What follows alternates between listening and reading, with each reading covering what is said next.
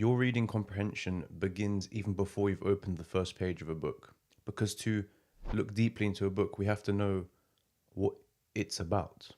And if we can't answer that, then we're in a worse position to expect what's coming and to see what we're about to learn. So why is it important to classify the book we're reading? That's what we mean when we ask what kind of book it is. It's not the core theme or the story or the plot, it's the type of book we're reading. Let me illustrate that by asking you a question. Would you read a poetry book in the same way as a scientific treatise? No, obviously not. And that goes without saying. We adapt our approach depending on the kind of book we're reading, depending on whether it's fiction, whether it's non-fiction, and what type of non-fiction that would be. If it's history, we take certain things into account more than we would with a fictional work, which we know has more freedom and liberty to change the narrative. So what does that mean for us? It means that we have to ask the right questions in order to get the right answers from the book. And to do that in the first place, we have to know what kind of book we're dealing with. We have to understand the nature of it and what the author's goals were. Now, I should make a small disclaimer that there are weird writers out there. There are the ones that you think are just kind of crazy and you don't really know what they're trying to tell you.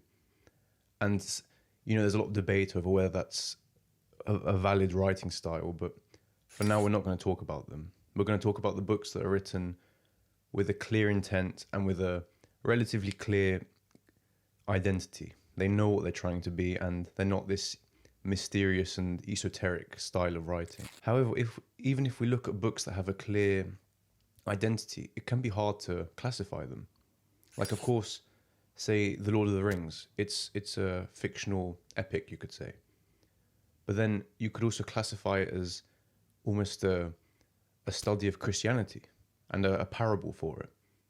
So there's that important distinction we have to make, and we can be somewhat free in our classification of the book. But of course, for now, I suppose it's best to go with what the author was intending and what the author was presenting to you.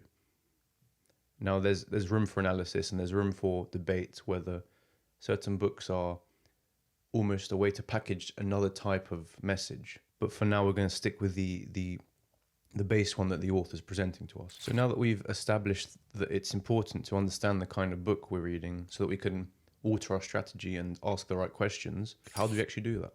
It's easy. In most cases, it's absolutely obvious. This is obviously a history book. This is obviously a scientific book. This is obviously a piece of fiction. It needs no video explaining this. But all we need to do is then apply an inspectional read if we don't know immediately what the book is about. And that just means reading the title, thinking about the title, reading the blurb, flicking through the pages, finding the pivotal arguments, maybe the concluding paragraphs at the end of each chapter. And if we can do that, then we get a pretty good idea of what the author's trying to say and what the type of book is.